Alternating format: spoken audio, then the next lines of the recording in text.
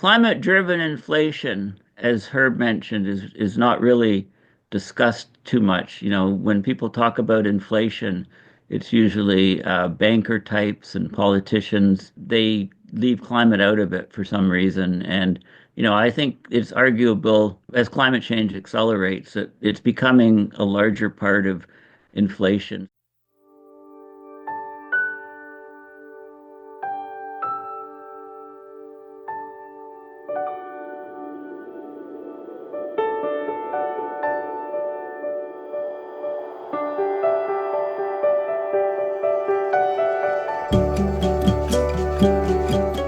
Hello, and welcome to another edition.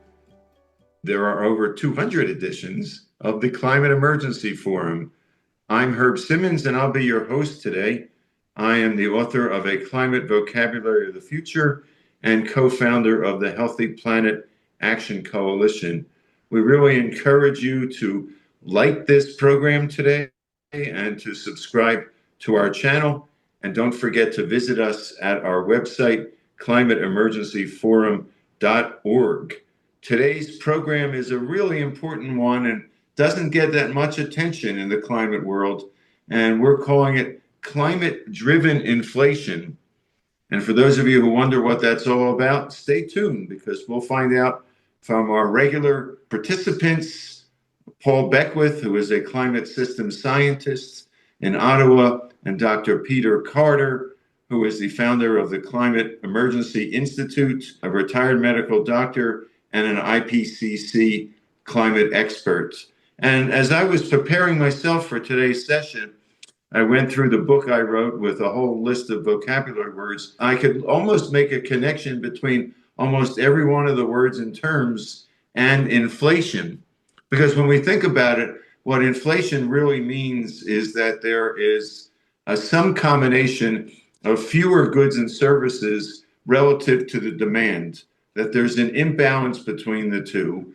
And climate basically, as we're all learning, affects everything and almost always in a way that creates greater imbalances, whether it's imbalances in our health, in our transportation, in weather extremes, and so forth. So it shouldn't be surprising that climate is driving inflation, but we're just beginning, some scientists, economists, and others, to measure to what degree and to try to predict and anticipate how much inflation we're going to get into the future. And that's really what we're going to do today, is begin to explore this subject so that basically all of us, all of you who are watching and viewing, can begin to make those critical connections between the sort of instability of prices and the fact that the instability is usually that they're going up, sometimes that they're going down, and the whole variety of climate phenomena in the world or so. It's one more manifestation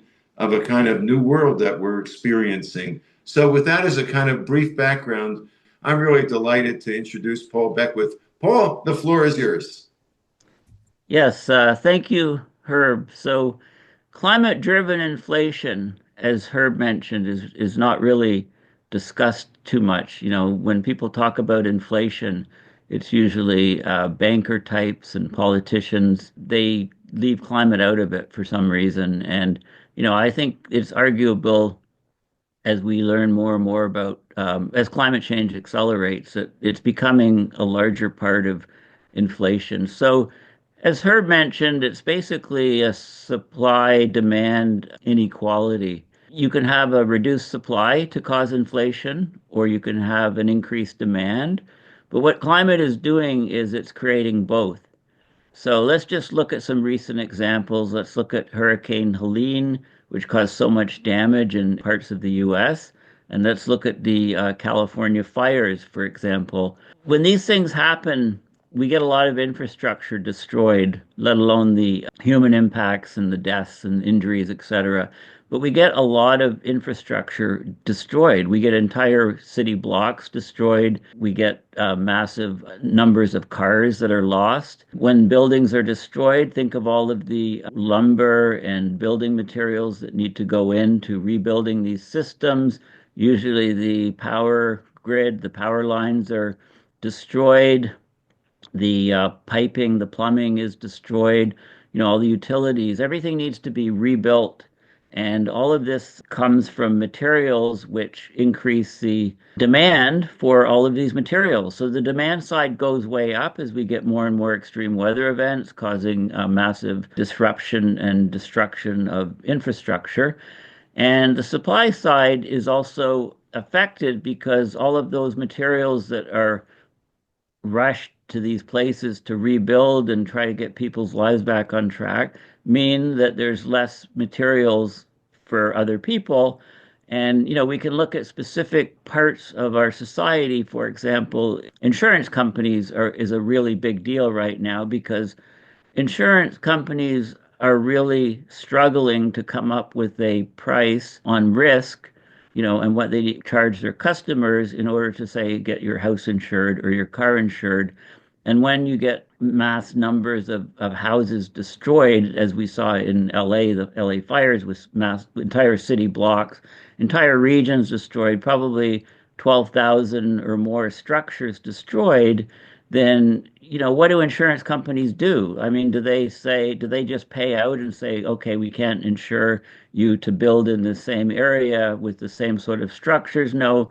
I mean, they might say you need to have fireproof buildings built, you need metal roofs, you need fireproof walls, things like that. So then the costs go up for rebuilding, and a lot of people just can't afford it, so they go and build in other areas. Or maybe, it really leads to the question of should we be rebuilding in these areas? So, people talk about sea level rise, the projections increasing coastal regions, or do we insure these places at all? People in Canada, for example, don't realize that our insurance rates are going to rise because of the fires in California, right? The insurance companies are usually global companies, and many of them are just losing money hand over foot because they just can't afford all these huge, massive payouts from these weather events, extreme weather events, and natural disasters, wildfires, etc. So the companies are basically saying to many people, we just can't insure you anymore. So then if you lose your house or something, it drives you into poverty, and you're on the streets, it drives up homelessness, etc. It just basically impoverishes people throughout society. And the insurance companies are insured by reinsurance companies, which are basically large companies that insure the insurance companies, and those companies won't be existing for that much longer as climate disruption continues. So, not only is inflation being driven in huge ways by climate change, I didn't even get into food costs and things like that, but all aspects of society are changing because if you can't get insurance on a house, that means that you can't hold a mortgage on the house. So, for somebody to buy that house, if you're trying to sell it, they have to pay outright for it. They can't get a mortgage because they can't get insurance. So, the whole system cascades, and we run into huge problems, and climate change is in every aspect of what we're seeing.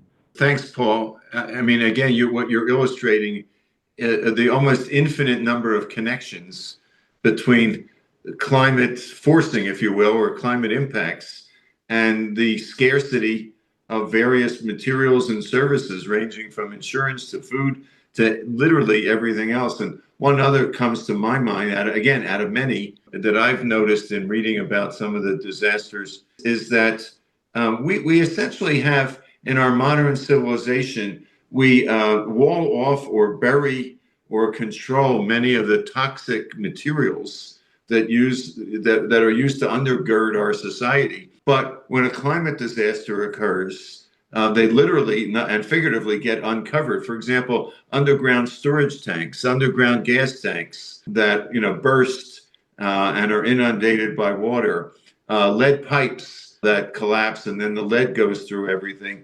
And so, in addition to the actual physical disaster, we don't have enough supply because there was no need to of skilled technicians and environmental scientists and all that to basically remediate all of those things. So obviously, the cost of doing that skyrockets, and if you don't do it under many laws, you're not allowed to rebuild because you don't meet standards. I mean, again, this is one of many Yep. things. So I want to turn it over to Peter for your assessment of climate-driven inflation. Well, thank you, and thanks, Paul. I'm not much of an economist, I'm glad that Paul explained inflation. But basically, it's we come to a situation where we can no longer afford to buy certain things, and so with respect to climate change, that brings us back, of course, to the long known situation of the billions of people in the world that are most climate change vulnerable. Those people are the same people that are increasingly economically distressed. There's a big paper that helped me understand a little bit about this, and it was by Maximilian Kotz of the Potsdam Institute and team there. And that was published this March. And the title of the paper that drew my attention was Global Warming and Heat Extremes to Enhance Inflationary Pressures. So it's a very complicated paper full of economics that I didn't understand. But the conclusion was that, quote, we find that the temperature conditions projected for 2035 under future warming implies upwards inflationary pressures across the world.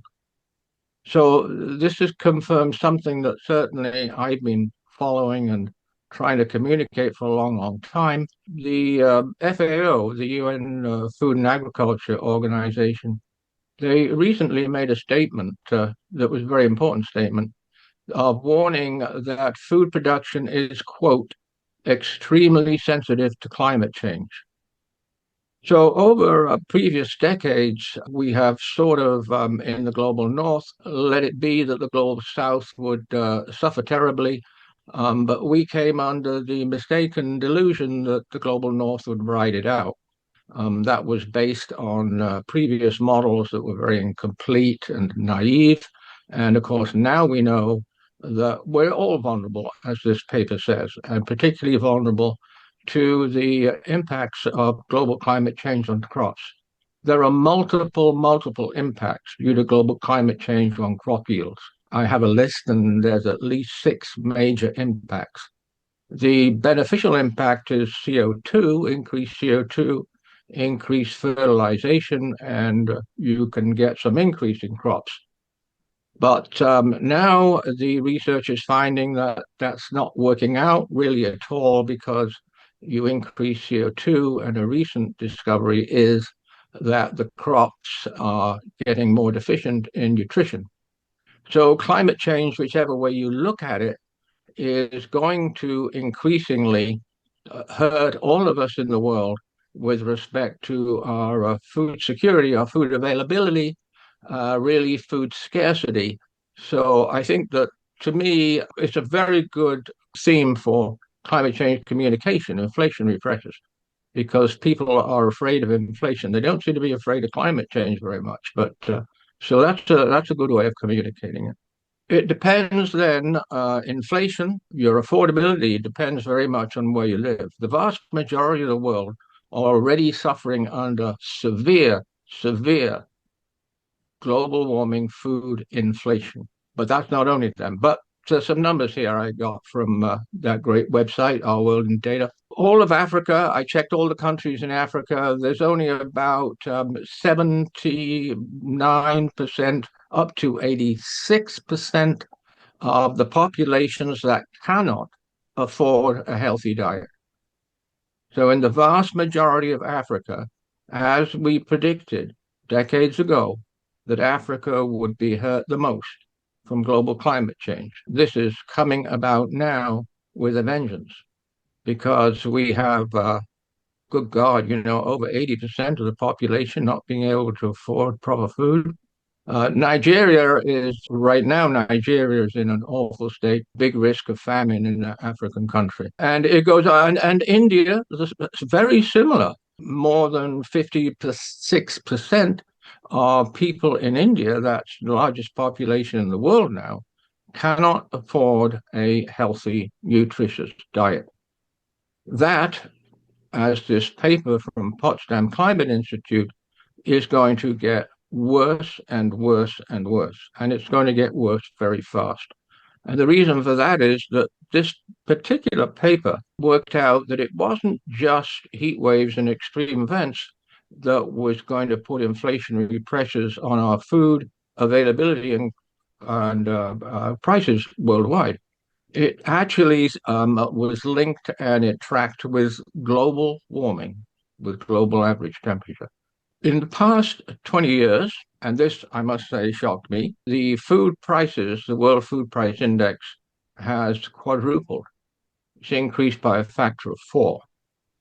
So when we read, and when I read that the farmers and farmer associations and the agricultural associations are uniformly very, very worried about the future of agriculture, and the populations are now those that don't have tons of money. The general populations are becoming worried about pressures on food prices. So if you think your food prices are going up, yes, they certainly are.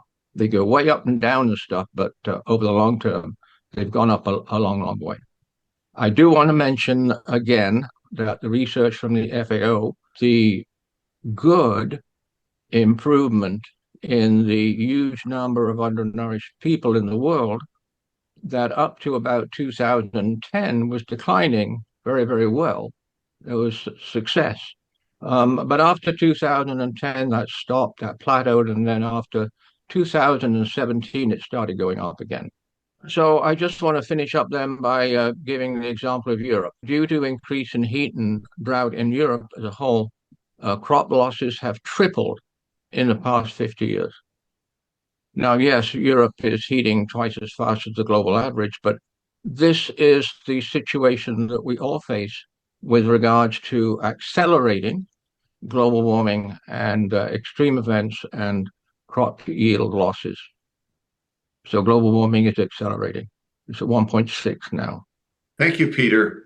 You've given us so much to think about. One of the kind of observations I have or conclusions from listening to both Peter and Paul is that this is not the kind of problem that can be solved by a kind of laser-like approach or focus on one particular aspect of this. For example, people might say, well, when it comes to food, we need to develop more resilient crops that can withstand heat or drought. And clearly we do. I don't think there's any question about that. But, I was reading a while back, and if we think about it, the agricultural sector is influenced by a whole lot more than just the resilience of crops. What about labor force? In severe weather, the labor force is less likely to be there. What about the health of the people? In severe weather and extremes, you've got more disease. What about literally the changes in respiration of the microbes that crops rely upon? What about the transport? The roads to get your crops to the market are washed out, and there's no labor force to fix them, et cetera, et cetera. So, as challenging as that is, unless society and countries can look at this broadly and holistically and come up with a plan to try to deal with that, I'm afraid that we'll only have partial answers, which will help very little, if at all. So, I want to turn it back based upon what Peter has said and my thoughts and so forth, turn it back to Paul for some further observations from you. Yes, thank you. Yeah, according to the Berkeley group, we're at 1.62 degrees Celsius above pre-industrial, pre-industrial being the 1850 to 1900 average.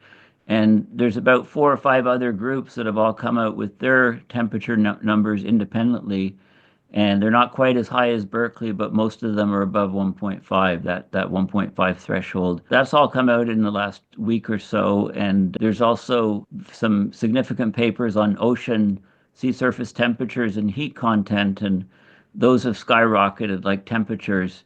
And 2024 and 2023 really stick out like a sore thumb. Temperatures have skyrocketed. The Earth energy imbalance is much greater. And it's taking a while, but mainstream scientists are starting to recognize that it's probably the sulfur in the shipping fuels, maritime shipping fuels. So all of these temperatures have changed the way that heat is transferred around the planet in terms of in the ocean currents and in the atmospheric jet streams. So the risk to simultaneous crop failure, for example, in the northern hemisphere is getting much, much larger. You know, if the jet streams get stuck in a configuration where most of the crop producing regions of the northern hemisphere are severely hurt in terms of yields and crop failures, and the world can abruptly go into global food shortages, which will drive up food prices. It'll cause them to not just go up small amounts, but double, triple, quadruple. And this is sort of a world that we're heading into.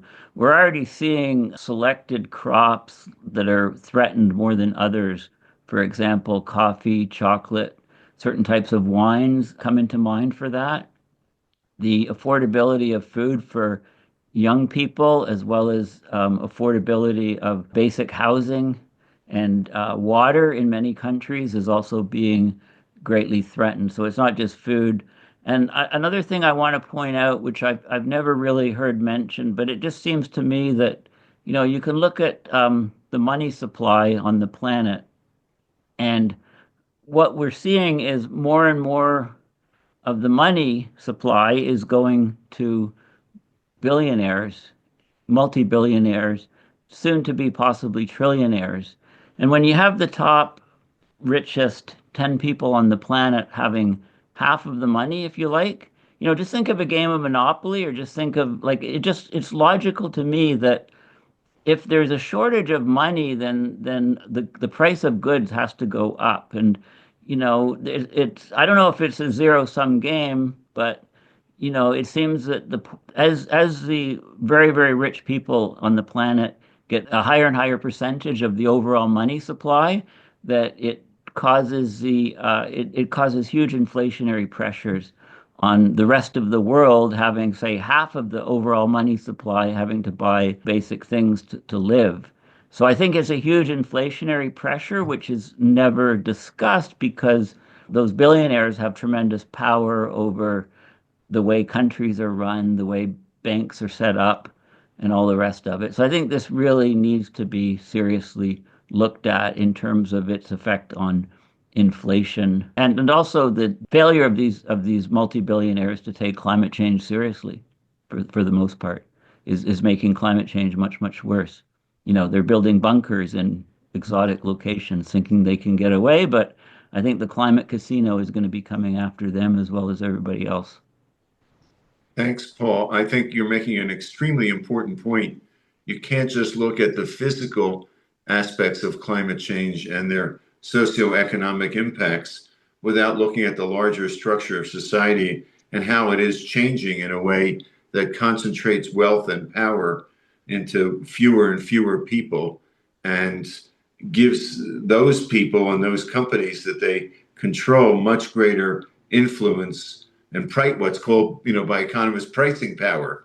They can decide how much things cost, and it's very difficult sometimes for the average member of the public to recognize that. Part of the problem is that within a given country, we're not aware of what other countries are paying. So we may think we have, for example, in the United States, where I am, that we have a relatively inexpensive internet and so forth. But in fact, most other countries have more competition and lower internet prices, but we don't know that, because we're not competing or understanding. Anyway, I think it's really important to recognize that more and more people recognize we're not going to be able to effectively tackle climate change without tackling concentrations of wealth, poverty, and inequality. And I really appreciate, Paul, that you brought that out so clearly. And let me turn now to Peter for any concluding thoughts you have. Yeah, I thoroughly agree that point that Paul brought up is a huge point, and it's most important because what we're seeing in the world is a response from these, well, I won't call them names because they wouldn't be allowed to put on the air. The mega wealthy who have the politicians, of course, in their pocket are responding to what they know is happening. They know that a scarcity of essential resources is now only going to increase. So their response is to make sure that they earn more money, and the rest of the world is just left to languish and suffer as climate change results in unlivable degrees of inflation. Unlivable, that word from the sixth assessment of the IPCC. I don't know what the answer to that is. There just doesn't seem to be anything. The power, the brute power that the new United States government has is truly, truly shocking, right? All that we can hope is that we're successful in communicating to the general public everywhere that they are going to suffer from increasing food inflation and increasing whole world inflation that this Potsdam paper projected as well. I just want to mention one other paper, which is very important. A few years ago, a paper was published by University of British Columbia here, got a lot of publicity, which is great. And what they did was they studied the economic effect on crop yields of climate shocks, of the sudden extreme weather events. And yes, they found that there was a temporary, very large reduction in yields. But the surprising result was that this reduction was even worse in the global north, highly mechanized, chemical based agriculture, even worse than in the poorer countries of the world. So, yes, everybody is going to get hit. Apparently, apart from the mega billionaires who are just going to work to make more and more money out of the system and out of the natural world. Well, thank you, Peter. It's as we wrap up many of these programs, it's easy to just thank people and move on. Maybe more difficult is to have us each take a deep breath for a moment and think about the consequences of what has been said in the past half hour and how we can all address it. And I'm sure most of the audience is here not just to learn, but to act. And I think we'll need to have future programs talking as much about how we act to address some of these incredibly difficult, but certainly ultimately manageable challenges. One of the things that you just said, Peter, when you talked about the difference in response between the industrialized farming and agriculture in the north and the more indigenous, low-key farming, natural-based in the south. I mean, that's one of the huge debates in the world and in the climate world, which is the best model to feed people, to be stewards of the land, to sequester carbon, to enrich our soils and our water, to enrich or at least keep our farming community healthy and prosperous. And I think that's something we might want to discuss in the future. But I really want to extend my thanks and appreciation, as always, to Paul and Peter. Those of you watching know we've just begun to skim the surface with this topic. It's an immense topic, but it's one that's going to grow more and more important. We encourage you to keep your eye on it. When you see a price go up, not just assume it's because of X, but take a look at what's behind it. And please stay involved with the Climate Emergency Forum. We've got some exciting programs coming up in the coming weeks, and we really appreciate greatly your participation and your loyalty to our discussions. Everyone, have a wonderful day. Thank you.